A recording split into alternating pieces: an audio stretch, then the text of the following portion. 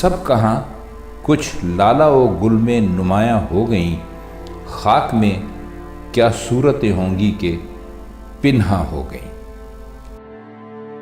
बिस्मिल्लाहिर्रहमानिर्रहीम। अस्सलाम वालेकुम नाज़रीन, FM4 के टीवी के प्रोग्राम असातीर में मैं हूं आपका होस्ट मोहम्मद उस्मान। ख़वातीन व हज़रात, अल्लाह ताला का बहुत ज़्यादा शुक्र है कि हम रमज़ानुल मुबारक में भी रसूलुल्लाह सल्लल्लाहु अलैहि वसल्लम के प्यारे सहाबा इकराम और अहले बैत का ज़िक्र करने की सआदत हासिल करेंगे। मुफ्ती मोहम्मद हसन साहब जो इस दौर की एक मशहूर शख्सियत हैं, वो एक दिन फरमा रहे थे, मैं उनका बयान सुन रहा था कि पूरी कायनात में रसूल पाक सल्लल्लाहु अलैहि वसल्लम की ज़ात बाबरकात एक ऐसी ज़ात है कि सिर्फ वो ये दावा कर सकते हैं कि मेरे तमाम शागिर्द कामयाब हो गए, मेरे तमाम सहाबी कामयाब हो गए। सरकार ने फरमाया अपने सहाबा के मुतल्लिक, असहाबी का नुजूम, मेरे सहाबा सितारों की मानिंद हैं, किसी एक की भी पैरवी करोगे तो राह निजात हासिल कर लोगे। सहाबा इकराम की शख्सियात वो शख्सियात हैं कि जिन्होंने अपना तन मन धन ज़िंदगियाँ सब कुछ सरकार दो आलम सल्लल्लाहु अलैहि वसल्लम की नामूस पर कुर्बान कर दी। और आज अगर हम मुसलमान हैं तो ये रसूल पाक सल्लल्लाहु अलैहि वसल्लम का फैज़ान और सहाबा इकराम की मेहनत है कि आज इतनी सदियाँ गुज़रने के बाद भी इस दुनिया के अंदर कसरत से लोग ऐसे मौजूद हैं जो कि मुसलमान होने के दावेदार हैं। ये सिर्फ सहाबा इकराम की मेहनत का नतीजा है कि उन्होंने दुनिया के कोने कोने तक इस्लाम पहुंचा दिया। आज हम रसूलुल्लाह सल्लल्लाहु अलैहि वसल्लम के प्यारे सहाबियों की खूबसूरत तस्बीह में से एक खूबसूरत मोती का ज़िक्र खैर करने की सआदत हासिल करेंगे। एक ऐसे सहाबी जो साबिकून अव्वलून का ताज तो अपने सर पे रखे हुए हैं, वो अपने इबादत गुजार इंतहाई बहादुर, वो उनकी बहादरी और आली नस्ब का अंदाज़ा इससे लगाया जा सकता है कि जब ग़ज़वा बदर में दूसरी तरफ से आवाज़ आई, हाल में मुबारिज़ कोई हमारे मुकाबले के लेके आओ, तो सरकार ने उनको इरशाद फरमाया कि आप भी सैयदना अली और हमज़ा के साथ जाएं। आज हमारी खुशकिस्मती है कि आज हम रसूलुल्लाह के प्यारे सहाबी हज़रत सैयदना उबैदा बिन हारिस रज़ी अल्लाह ताला अन्हु का ज़िक्र खैर करने की सआदत हासिल करेंगे। उनके ज़िक्र पाक से अपनी समाअतों को मुनव्वर करेंगे, पाकीज़ा बनाएंगे और इस रमज़ानुल मुबारक की जो बाबरकत घड़ियाँ हैं इनमें अजर और ज़्यादा अजर सवाब हासिल करने की कोशिश करेंगे। मेरा यकीन है कि जब रसूलुल्लाह सल्लल्लाहु अलैहि वसल्लम के सहाबा इकराम और अहले बैत का जिक्र किया जाता है तो रहमतें जो है उनका नुज़ूल होता है। आज की इस मुक़द्दस मुअत्तर आली गुफ्तगू में और इल्मी गुफ्तगू में मेरे साथ मेरे मेहमान हज़रत मौलाना हाफिज़ मोहम्मद उस्मान साहब मौजूद हैं। हाफ़िज़ साहब अस्सलाम वालेकुम। वालेकुम अस्सलाम व रहमतुल्लाह। आप सब क्या हाल है? आप जी अल्लाह ताला का बड़ा ही फज़ल है, आप खैरियत से? अल्हम्दुलिल्लाह। आप सब अल्हम्दुलिल्लाह, अल्लाह ताला का शुक्र है कि आज हम हज़रत सैयदना उबैदा बिन हारिस रज़ियल्लाहु ताला अन्हु का ज़िक्र खैर करने की सआदत हासिल करेंगे। तो आप सब आप मुझे ये बताएं कि हज़रत उबैदा बिन हारिस रज़ियल्लाहु ताला अन्हु का नामो नसब और अगर इब्तदाई हालात आप कुछ बताएं। बिस्मिल्लाहिर्रहमानिर्रहीम। अल्लाहुम्मा सल्लि अला मुहम्मदिन व अला आलिहि व अस्हाबिहि व बारिक व सल्लिम व सल्लि अलैहि। उस्मान भाई, नाम तो आपने खुद ही बता दिया, उबैदा। सही। और सिलसिला नसब इनका कुछ यूँ है, उबैदा बिन हारिस बिन अब्दुल मुत्तलिब बिन अब्द मन्नाफ बिन कुसई बिन अल कुरैशी। सही। तो कबीला कुरैश से इनका ताल्लुक़ है और नबी करीम सल्लल्लाहु अलैहि वसल्लम के चचा ज़ाद भाई भी हैं। और इन मयाना कद था इनका, गंदम गू रंग था, इंतहाई खूबसूरत चेहरा था, वजाहत बेशुमार वजाहत थी। अबुल हारिस और अबू मुआविया दो कुनियतें इनकी आती हैं। बाज़ रिवायात में नबी करीम सल्लल्लाहु अलैहि वसल्लम ने अबू मुआविया कह के मुखातिब किया और बाज़ सहाबा इकराम की मरवियात से अबुल हारिस का लफ्ज़ भी मिलता है इनके लिए। इनकी वालिदा का नाम सनहीला। और जब उबैदा बिन असद, हज़रत उस्मान बिन मज़ऊन और हज़रत अब्दुल्ला बिन अरकम रिज़वानुल्लाहि अलैहिम अजमाइन, इन तीनों ने एक साथ इस्लाम कबूल किया था। अच्छा। और नबी करीम सल्लल्लाहु अलैहि वसल्लम अभी अरकम बिन अरकम रज़ियल्लाहु तआला अन्हु के मकान में पनाह गुज़ीर नहीं हुए थे ठीक जब इन्होंने इस्लाम कबूल किया। तो जब इन हिजरत का हुक्म आया तो फिर इन्होंने हिजरत की। तो हिजरत में इनके दोनों भाई हज़रत तुफ़ैल और हज़रत हुसैन वो भी ان کے ساتھ تھے. اور مستح بن اساسہ بڑے مشہور صحابی ہیں, وہ بھی ہجرت میں ان کے ساتھ تھے. اتفاق میں راستے میں ایک واقعہ پیش آیا کہ مستح بن اساسہ کو بچھو نے کاٹ لیا, تو وہ پیچھے رہ گئی, آگے چلتے گئے. اگلے دن ان کو پتہ چلا کہ مستح جو ہے وہ بچھو کے کاٹنے کی وجہ سے اس حد تک کمزور اور لاغر ہو گئے ہیں کہ وہ اب چل بھی نہیں سکتے. تو پھر یہ واپس پلٹے اور ان کو اٹھایا اور اٹھا کے پھر لے کے مدینہ منورہ تک اپنے کندھوں پہ اٹھا کے لائے. اور جب مدینہ منورہ پہنچے تو عبد الرحمن بن سلمہ رضی اللہ تعالیٰ عنہ انہوں نے ان کا استقبال کیا اور ان کی خوب مہمان نوازی کی. اور جب آپ صلی اللہ علیہ وسلم بعد میں مدینہ منورہ پہنچے تو آپ صلی اللہ علیہ وسلم نے حضرت عمیر بن حمام انصاری رضی اللہ تعالیٰ عنہ سے ان کی مواخات جو تھی وہ قائم کروائی. مستقل سکونت کے لیے نبی کریم صلی اللہ علیہ وسلم ان کو ایک قطع زمین بھی عطا کیا, جس میں پھر ان کا پورا خاندان اسی قطع کے اندر آباد ہوا تھا. اچھا, جب آپ نے حضرت کی وہ کنیت ارشاد فرمائی تو میرے ذہن میں ایک عقدہ تھا جو حل ہوا, بڑے زیادہ لوگوں کا ہوا ہوگا حل. جی. تو اس میں مجھے مولانا خادم رضوی صاحب رحمۃ اللہ علیہ کا ایک فکرہ بھی یاد آیا. تو وہ جب صحابہ اکرام کے بارے میں کچھ لوگ بولتے ہیں نا, تو وہ کہتے ہیں کہ پہلے تسی ساڑے خلاف بک بک کردے ہو, ہوں تسی صحابہ دے خلاف کردے ہو. تو اس کے ایک بڑا آج کل سوشل میڈیا پہ سوال ہے لفظ معاویہ کے حوالے سے. اس کے جو مطالب بتائے جاتے ہیں کچھ مثلا کتابوں کا سہارا لے کے یا آگے پیچھے کر کے, تو میرے ذہن میں اسی وقت سوال ہے کہ وہ اکثر ہے نا یہ جو انگلیاں اٹھاتے ہیں وہ کہتے ہیں سرکار کے خاندان میں تو کسی کا نام نہیں تھا نا. تو آج اس کا جواب بھی مل گیا کہ سرکار نے خود ان کو ابو معاویہ فرمایا, اور یہ قریشی اور چچا زاد بھائی ہیں, حضرت عبد المطلب کی آل میں سے ہیں. حارث بن عبد المطلب رسول اللہ کے چچا کے یہ بیٹے ہیں. جی بالکل. تو ایک تو جو لوگ کہتے ہیں نا کہ اہل بیت کے گھرانے میں جی یہ لفظ بتائیں, تو آج وہ لفظ بھی مل گیا. جی بالکل. اس سے یہ بھی پتہ چل گیا کہ ساری تاریخی کتابوں سے زیادہ جو ہمیں مقدس چیز ہے وہ سرکار کا فرمان ہے. تو اس کا مطلب ہے کہ اس کے الفاظ کے معنی اتنے برے نہیں ہیں جو بتائے جاتے ہیں. اسی وجہ سے سرکار نے اپنے چچا زاد بھائی کو ابو معاویہ. اصل میں بہت ساری چیزوں پہ عثمان صاحب میں آپ کا تھوڑا سا اشکال دور کرتا چلوں. لفظی معنی کچھ اور ہوتے ہیں لیکن اس کا مفہوم اور مطالب کچھ اور ہوتے ہیں. جی جی صحیح. اور دوسری بات یہ ہے کہ ضمیروں کے بدلنے سے یا نام رکھنے سے اس کے معنی اور ضمیروں کے بدلنے سے معنی بدلتے رہتے ہیں. صحیح. اب میرا نام ہے عثمان, آپ کا نام بھی عثمان ہے. ایک ڈکشنری کے اندر میں نے اس کا مطلب پڑھا. اب وہ مطلب اگر میں بیان کروں تو آپ کے لیے خاص طور پہ کم از کم ہمارے سامعین کے لیے قابل توجہ ہوگا کہ وہ ایک مطلب بڑا ہی معیوب قسم کا اس کا لفظی معنی تھا. اچھا صحیح. عثمان کا جب ہم اس کا مادہ لے کے اس کا لفظی معنی نکالتے ہیں تو لغت میں اس کا جو معنی ملتا ہے وہ بڑا معیوب قسم کا ہے. صحیح. تو اگر معنی سے اعتراض کریں گے تو پھر اس نام پہ بھی اعتراض آئے گا. صحیح. ٹھیک. تو کرنے والوں نے تو کیا ہے. تو آپ یہ دیکھیں اللہ تعالیٰ حفاظت فرمائے. جی جی موضوع سے ہٹ نہ جائیں, صرف میں ایک فکرہ کہہ کے تو واپس اپنے موضوع پہ آتے ہیں کہ حضرت سیدنا عثمان مربندی رحمۃ اللہ علیہ المعروف لال شہباز قلندر شعبان میں ان کا عرس گزرا ہے. اب یہاں تک آ گیا کہ میں نے دیکھا کہ لوگوں نے اشتہارات پہ ان کا نام بدل دیا اور لکھ دیا شاہ حسین.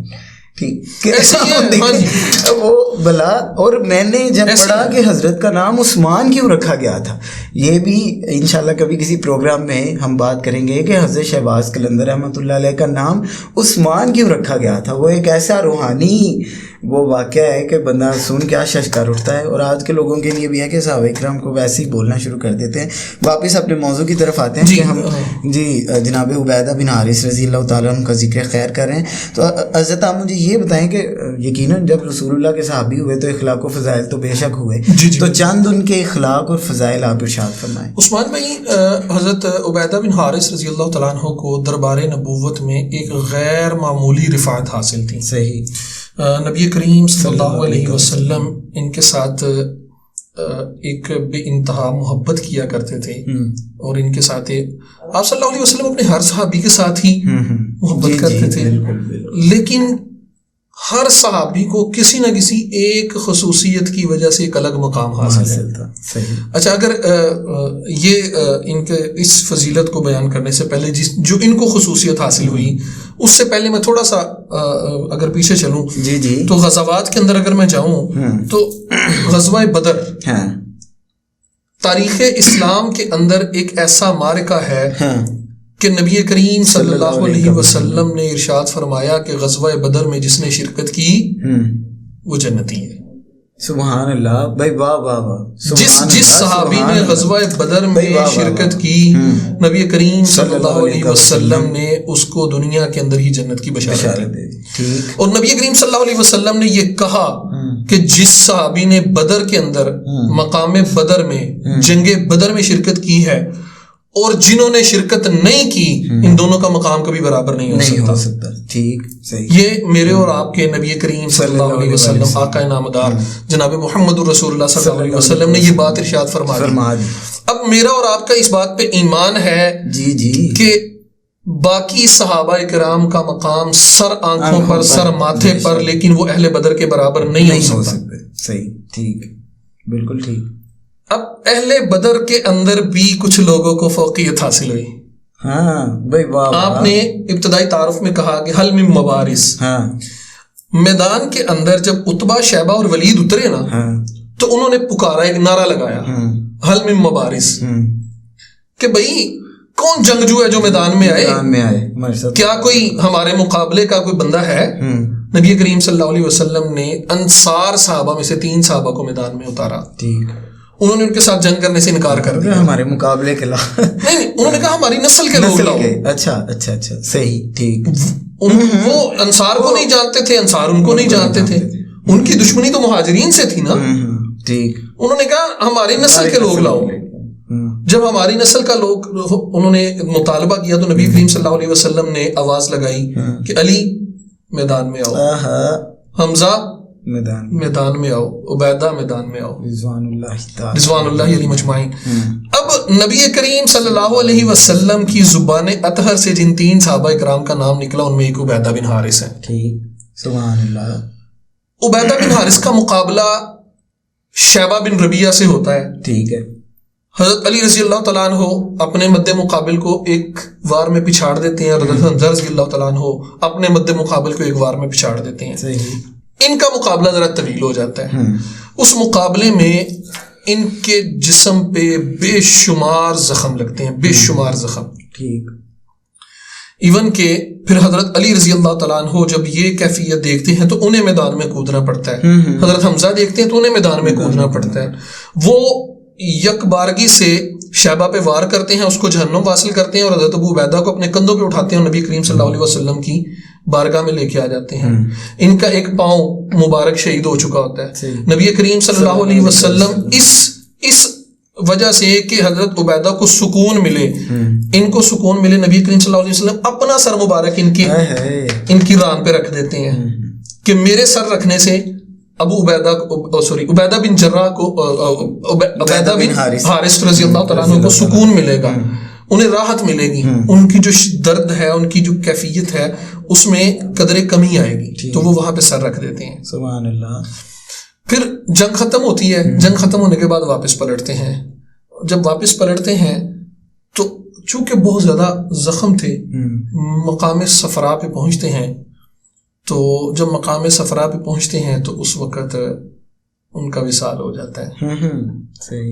ان کا وصال ہو جاتا ہے تو وہیں پہ ان کو سپرد خاک کر دیا جاتا ہے. صحیح. اب وہ پہلے ٹاپک کی طرف آتا ہوں، فضیلت کی طرف. صحیح. اب فضیلت کیا ہے؟ فضیلت یہ ہے کہ نبی کریم صلی اللہ علیہ وسلم ایک دفعہ اپنے تمام صحابہ کرام کے ساتھ، ایک لشکر کے ساتھ اسی مقام صفرا سے گزرتے ہیں. جب وہاں پہ رکتے ہیں تو صحابہ کرام کی زبان سے نکلتا ہے کہ یا رسول اللہ صلی اللہ علیہ وسلم یہاں سے مشک کی خوشبو آ رہی ہے، مشک کی خوشبو اور لپٹ لپٹ کے آ رہی ہے. تو نبی کریم صلی اللہ علیہ وسلم فرماتے ہیں کہ یہاں پہ عبیدہ بن حارث آرام فرما ہے اور تمہیں تعجب ہے. صحیح بھائی واہ.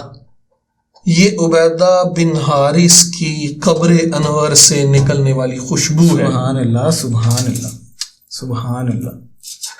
وہ شاعر نے اس کو کچھ بڑا آپ نے خوبصورت الفاظ میں کہا. اس نے کہا کمالات ولی مٹی میں بھی یوں جگمگاتے ہیں.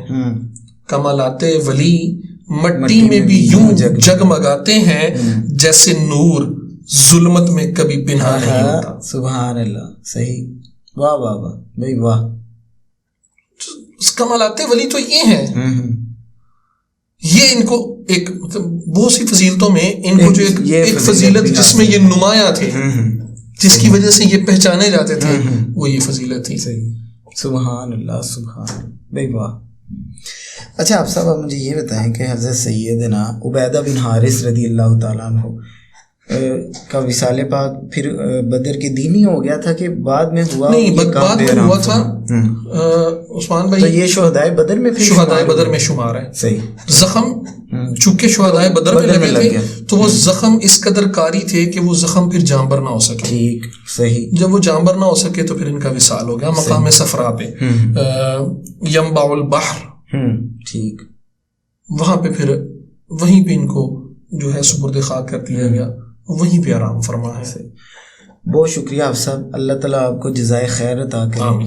حضرت سیدنا عبیدہ بن حارث جہاں پہ آرام فرما ہے, اللہ تعالیٰ اور زیادہ برکتیں ان کی قبر پہ نازل فرمائے. اور خوشبو کا تذکرہ تو آپ نے سن ہی لیا کہ وہ یقیناً جنت کے باغوں میں سے ایک باغ جو قبر ہوتی ہے, سرکار نے فرمایا مومن کی قبر, یقیناً ان کی قبر جنت کے باغوں میں سے ایک باغ ہے, اور ایک ایسا باغ ہے جو اپنی خوشبو باہر بھی بکھیرے ہوئے ہے. بے شک. تو اور خوشبو بھی کس کی مشک سبحان اللہ, جو خوشبوؤں میں سے ایک نایاب اور انتہائی قیمتی خوشبو ہے. آج وہ میں ایک اور بات بھی بتاتا چلوں, جیسے فرما رہے تھے کہ بدری صحابی کی باقیوں کی نسبت تھوڑے ممتاز ہیں, تو حضرت سیدنا عثمان غنی رضی اللہ تعالیٰ عنہ جنگ میں شامل نہیں تھے, لیکن پھر بھی ان کا شمار بدر میں ہوتا ہے, کیونکہ اس وقت وہ رسول اللہ کی پیاری صاحبزادی حضرت سیدہ رقیہ سلام اللہ علیہا کی عیادت کر رہے تھے. تو سرکار نے کہا کہ آپ ادھر ہی رہیں, لیکن مال غنیمت میں سے ان کو حصہ عطا فرمایا, اور ان کو بھی بدری صحابی کا اعزاز دیا گیا. تو کیونکہ وہ سیدہ کا بھی ایام ہے, تو میں بس ایک شعر سنا کے تو اپنا پروگرام اختتام کرتا ہوں کہ رسول اکرم تیری رقیہ بنی ہے شان بنو امیہ تیری رقیہ, وہ کوئی دشمن کی بیٹیوں سے روا نہ رکھے, جو سہ رہی ہے عجب رویہ تیری رقیہ. رسول اللہ صلی اللہ علیہ وآلہ وسلم کی تمام صاحبزادیوں پہ جہاں جہاں وہ آرام فرما ہے, اللہ تعالیٰ اور زیادہ برکات اور رحمتوں کا نزول فرمائے. اور کیونکہ یہ ایام جناب سیدہ کے ہیں, تو اللہ اپنے گھروں میں ان کے احصال ثواب کے لیے اہتمام کریے, اور اپنے گھر والوں کو بتائیں کہ جناب سیدہ رقیہ سلام اللہ علیہا رسول اللہ صلی اللہ علیہ وآلہ وسلم کی پیاری صاحبزادی ہیں. آج پروگرام پیش کرتے ہوئے کہیں کوئی غلطی کوتاہی غفلت ہوئی تو میں اپنے اللہ کی بارگاہ سے معافی کا خواستگار اور توبہ کا طلبگار ہوں. اگلے پروگرام تک کے لیے اجازت دیجیے. والسلام علیکم ورحمۃ اللہ وبرکاتہ.